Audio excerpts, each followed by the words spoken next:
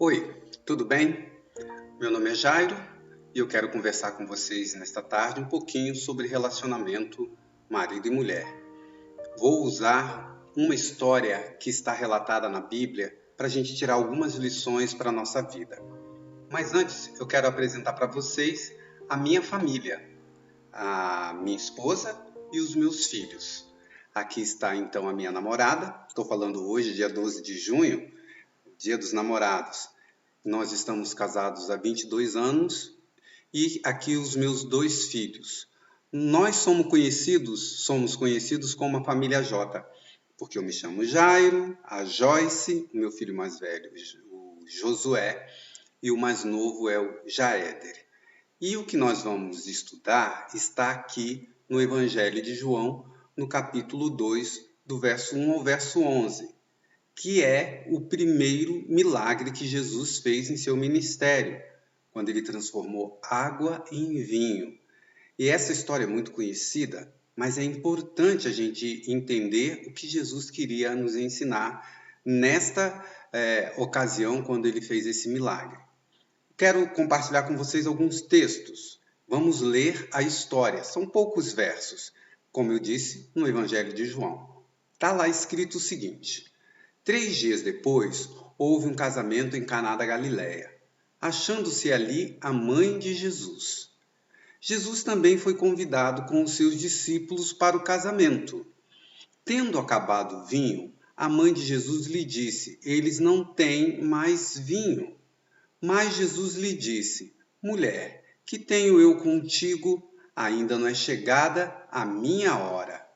Então ela falou aos serventes: Fazei tudo o que ele vos disser. Mas estavam ali 6 talhas de pedra que os judeus usavam para as purificações, e cada uma levava 2 ou 3 metratas. Jesus lhes disse: Enchei de água as talhas, e eles encheram totalmente. Então lhes determinou: Tirai agora e levai ao mestre-sala. Eles o fizeram. Tendo o mestre-sala provado a água transformada em vinho, não sabendo de onde viera, se bem que o sabiam os serventes que haviam tirado a água, chamou o noivo e lhe disse: Todos costumam pôr primeiro o bom vinho, e quando já beberam fartamente, servem o inferior. Tu, porém, guardastes o bom vinho até agora. Com este, deu Jesus princípio a seus sinais em Caná da Galileia. Manifestou a sua glória e os seus discípulos creram nele. Essa é a história. Jesus numa festa de casamento, faltou o vinho, sua mãe ajudou, disse que estavam com problemas e aí teve todo esse desenrolar. Quero ver cada passo contigo de 4 lições que a gente pode tirar práticas para a nossa vida matrimonial em família. Bom, o primeiro deles está relatado neste livro chamado Um Convite à Dependência, da autora Ellen White, e ela fala algo muito interessante: por que Jesus começou o seu ministério fazendo o seu primeiro milagre num casamento. Não foi por acaso.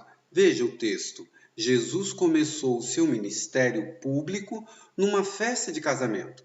Desde o princípio, ele assim mostrou que queria que as pessoas fossem felizes. O fato de Jesus começar seu ministério fazendo um milagre no lar, na casa, num casamento, tem um significado muito importante. Jesus se importa com as casas, com as famílias, não é? Ele se importa que a gente que mora na mesma casa, pai, mãe, esposo, esposa, filhos, sejamos felizes. Ele quer, ele deseja isso. Vamos um pouco mais à frente aprender a primeira lição dessa história que eu quero compartilhar com vocês. Bom, o texto do capítulo 2, verso 2 e 3 diz assim: Jesus também foi convidado como seus discípulos para o casamento. Primeira lição que a gente tem que pensar um pouquinho. Você quer um casamento feliz? Você precisa convidar a Jesus para estar na sua casa. Quando a gente fala de casamento, algo me vem à mente. Não sei se você lembra na época em que você foi fazer o programa do seu casamento, organizar as coisas. Tem um momento do casamento que a gente tem que fazer a lista de convidados. Eu, como pastor, já fiz muitos casamentos e geralmente eu sento com os noivos um pouco antes ali e falo com eles sobre essa questão, se eles vão dar um buffet, vão dar uma festa, porque geralmente quando termina o casamento, eu apresento o casal à igreja e à comunidade. E geralmente a gente tem que ter essa informação para dizer, olha, os noivos vão receber o cumprimento no buffet tal, na rua tal. E às vezes não tem isso.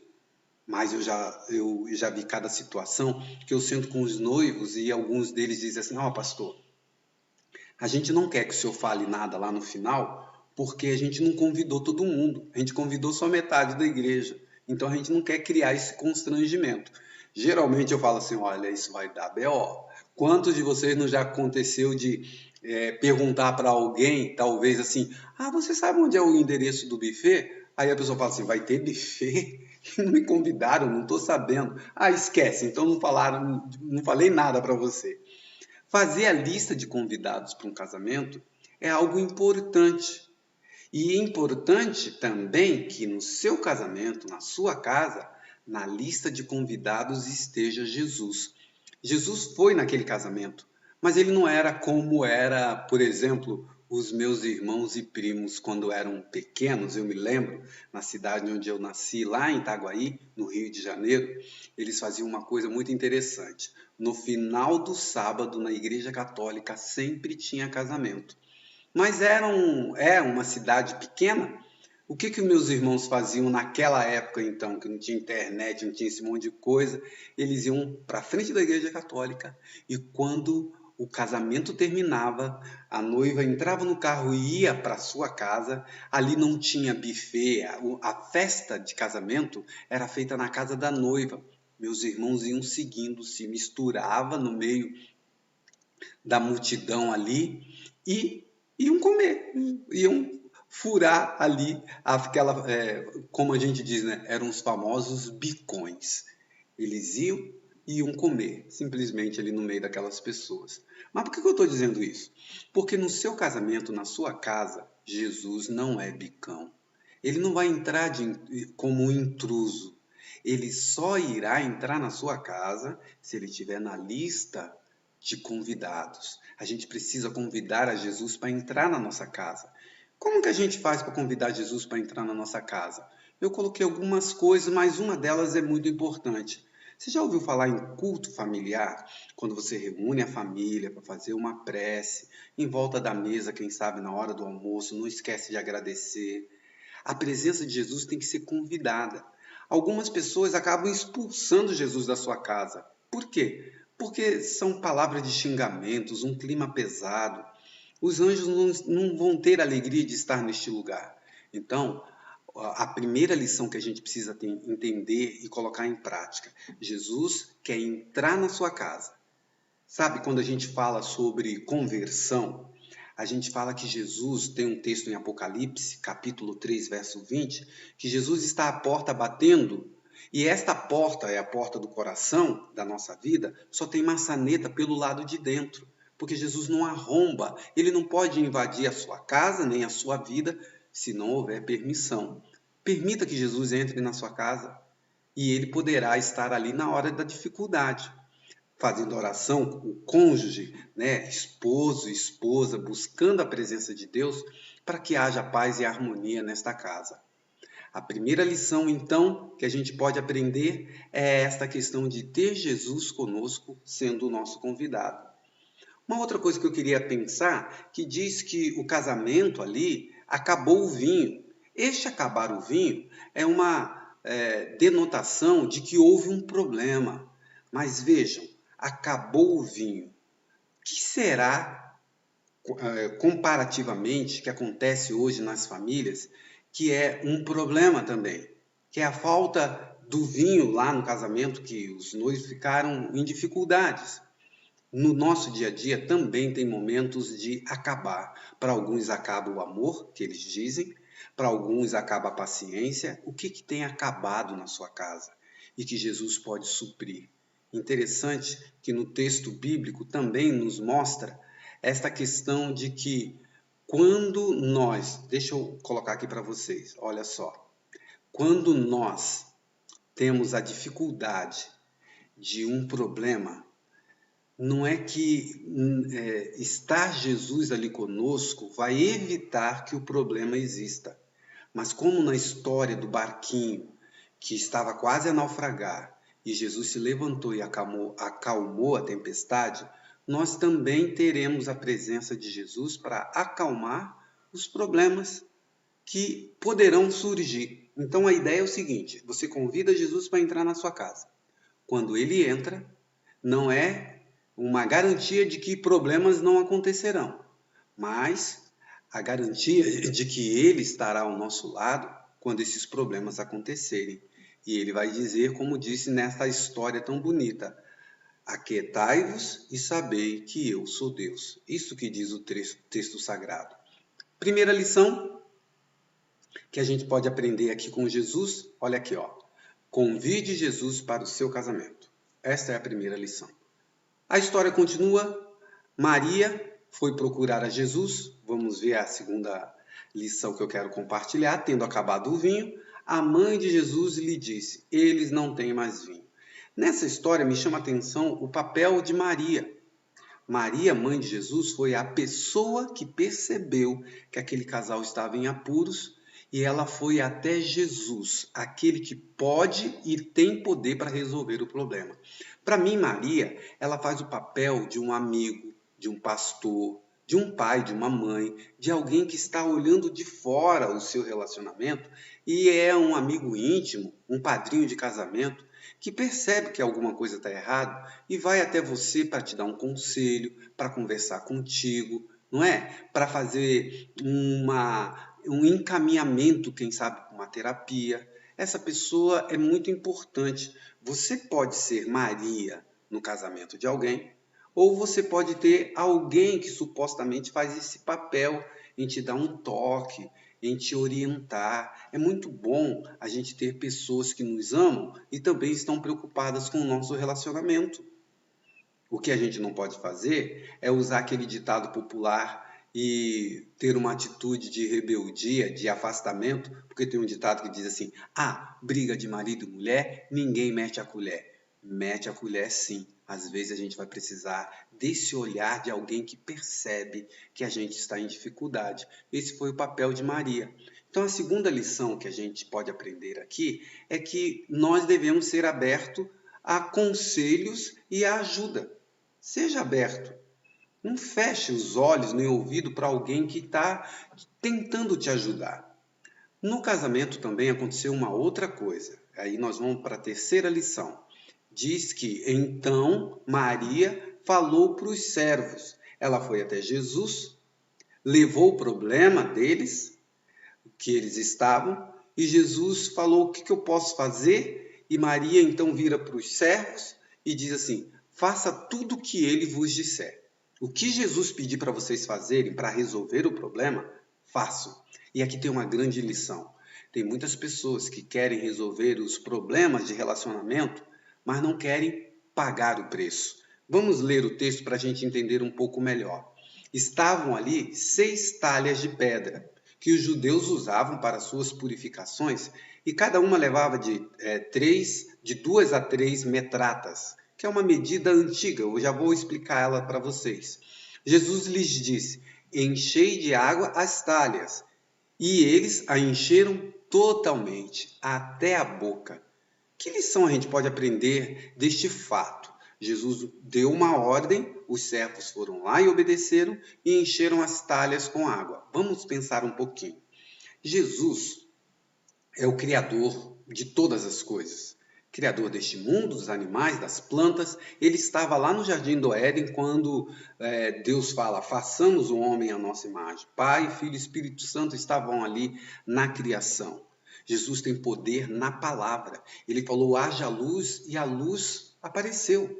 Ele disse: haja firmamento, e ele tem poder na palavra. Jesus poderia, ele tinha condições de simplesmente falar: haja vinho, e o vinho aparecer. Sabe, quando eu lembro disso, eu lembro que tem um milagre fantástico que Jesus fez, foi ressuscitar Lázaro. Ele falou e a morte foi vencida. Lázaro, saia! E Lázaro saiu vivo depois de 4 dias. Mas na Bíblia também me diz que em algumas ocasiões Jesus fazia um milagre com a participação de quem recebia o milagre. A história desse cego de nascença é uma delas. Jesus cuspiu no lodo, passou nos olhos daquele cego e disse para ele: agora você vai lá no tanque de Siloé e se lave. E aí então ele passou a enxergar. Mas Jesus também não poderia dizer cego, enxergue, como ele disse para Lázaro, ressuscita? Ora, tem milagres que Jesus faz sem a nossa participação, mas tem milagres que ele pede a nossa participação. E este primeiro milagre lá das bodas de Caná aconteceu exatamente isso, porque Jesus podia falar, haja vinho, mas ele falou, não, encha as talhas de água. E eles encheram totalmente. Quando eu era criança, eu tirava a água do poço com caçamba. Minha família era muito simples, muito pobre. Você já tirou água daquele poço, não um poço artesiano, um poço que é feito com enxadas, os mais antigos sabem do que eu estou falando. Um poço redondo que o homem ia cavando até lá ao fundo, até achar o lençol d'água. E na minha casa tinha um poço desse. E minha mãe pedia para mim e para os meus irmãos pegarem a caçamba, que era uma madeira, um bambu, e na ponta dela tinha uma lata de tinta vazia amarrada, e a gente afundava ali para tirar água para fazer comida, para lavar roupa, fazer higiene. Dava um trabalho danado. Depois a gente evoluiu um pouquinho e tinha ali uma carretilha amarrada e era a caçamba mais moderna um pouco. Mas mesmo assim dava muito trabalho. Veja que Jesus pediu para encher 6 talhas de água. Cada uma tinha de 2 a 3 metratas. Sabe quanto que dava isso na nossa linguagem? Vou colocar aqui para vocês. Está aqui a ilustração das talhas de água que eles deveriam encher. Eu fiz um cálculo aqui para vocês verem. Cada talha dessa cabia de 80 a 120 litros. De 80 a 120 litros d'água cada uma. Se a gente pegar a medida menor, vamos pensar que cada uma coubesse aí 80 litros. Vezes 6, 480 litros d'água. Deu um trabalho encher aquilo ali de água. Não tinha bomba elétrica, eles tinham que tirar água de algum lugar, talvez do poço ali, e encheram aquelas talhas antes de Jesus fazer o milagre. O que isso está nos ensinando?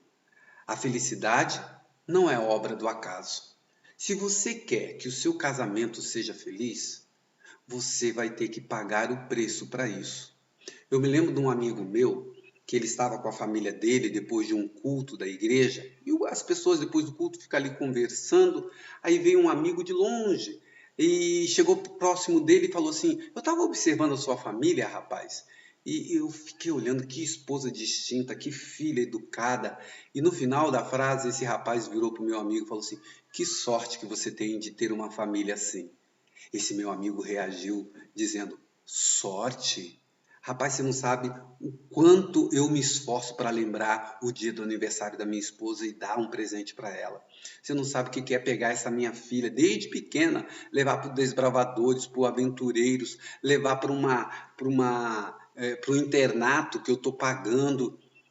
E tudo isso me consome energia. Eu tenho que trabalhar para ter a felicidade na minha casa.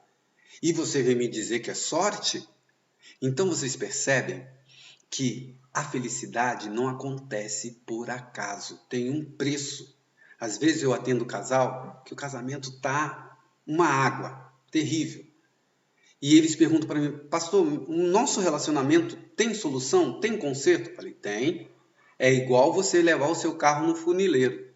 Se você levar um carro no funileiro e deu perda total, dá para consertar, mas o preço é um. Se você levou o carro no funileiro e só tem um arranhadinho, também dá para consertar, mas o preço é outro. Aí que está a grande questão. Quanto mais deteriorado, mais caro vai ficar o conserto. Mas tem conserto. Então essa lição eu queria compartilhar com vocês. A felicidade não é por acaso. Então, quando a Maria virou para os servos e falou assim: fazei tudo o que ele vos disser, eu também queria dizer para você: pague o preço para restaurar o seu casamento, se acaso o nível de felicidade de vocês está muito baixo, o nível de satisfação, o nível de saúde do relacionamento. Se preciso for, busque um conselheiro. Se preciso for, faça terapia. Pague um terapeuta. Vai lá restaurar o seu casamento. Mas a felicidade que você vê alguns casais felizes e tal, não é por acaso, eles pagam um preço. Aqui está então a terceira lição. A quarta e última lição que eu queria compartilhar com vocês, na nossa prática de vida matrimonial, é esta parte aqui, quando o vinho finalmente veio ser entregue, que a água se transformou em vinho. O que acontece aqui? O mestre-sala era a pessoa responsável de testar o vinho, saborear, degustar e saber se o vinho era bom, se era ruim. Havia uma tradição no tempo de Jesus que na festa de casamento primeiro se servia o vinho inferior, né? Primeiro servem o vinho inferior e por fim dava o melhor vinho. Então entende-se que agora estava quase no final da festa e o vinho acabou. E o vinho que Jesus transformou foi levado para o mestre-sala para ele experimentar. Olha o que ele disse: todos costumam pôr primeiro o bom vinho, e quando já beberam fartamente, serve o inferior. Tu, porém, guardastes o bom vinho até agora. Eu tinha falado ao contrário, né? Mas aqui na Bíblia está certinho. Primeiro o bom vinho, e depois, no final da festa, o inferior. Mas aquele vinho que Jesus levou era melhor do que todos os outros que eles já tinham tomado. E o mestre Sala falou: nossa, vocês quebraram um paradigma. Vocês serviram o melhor vinho no final. O vinho que Jesus tinha transformado. E aqui vem uma lição para a gente pensar. Aquele jovem casal, talvez no dia que estivesse preparando a sua festa, foram até um supermercado da época e escolheram o vinho que iam dar no início e o vinho que iam dar no final. O vinho do início, que era o melhor, talvez eles comprassem aí o super bom, né? E o outro lá comprasse o Aurora, de uma marca inferior. Eles acharam que era o melhor vinho. Só que o melhor vinho que eles compraram não chegava aos pés daquilo que Jesus tinha feito. O vinho de Jesus era melhor. Sabe, existem alguns problemas no casamento, de discussão, de desentendimento, e alguns acham, olha, acabou, não tem mais nada que fazer, nosso casamento está no nível lá embaixo, nosso casamento está uma água. Você já viu aquela expressão que diz assim, o fulano mudou da água para o vinho? Vem dessa história. A água aqui simboliza um nível baixo, ruim. O vinho significa um nível bom, satisfatório, mudou da água para o vinho. Você gostaria que o seu casamento mudasse da água para o vinho? Você gostaria que essas discussões acabassem numa reconciliação em paz? Mudasse da água para o vinho? Veja que o texto diz, olha só, todos costumam pôr primeiro o bom vinho, e quando já beberam fartamente, servem o inferior. Tu, porém, guardastes o bom vinho até agora. Então, eu queria dizer que pior que seja o relacionamento, o nível que está o seu casamento, Jesus, que faz milagre, pode tornar a água no melhor vinho. Mas lembre-se, é preciso a sua participação nesse milagre. Então aqui está agora a quarta lição. Deus quer transformar o seu casamento. Deus pode, tem poder para transformar da água em vinho no melhor momento daqui para frente no relacionamento marido e mulher. Vamos recordar as 4 lições que a gente aprendeu nesta tarde, nesta noite, agora enquanto nós estamos assistindo, você aí na sua casa? Olha só, a primeira lição: convide Jesus para entrar no seu casamento. Quando o problema acontecer, ele estará lá para resolver. Segunda lição: seja aberto a conselhos. Se alguém observar que vocês estão precisando de ajuda, dê ouvido a essas pessoas. Foi o papel de Maria. Terceira lição: a felicidade não é obra do acaso. Você precisa pagar o preço para ser feliz. E a última lição é: Deus quer transformar o seu casamento. Ele foi convidado, ele está lá dentro. Quando o casamento estiver com problemas, ele vai fazer um milagre.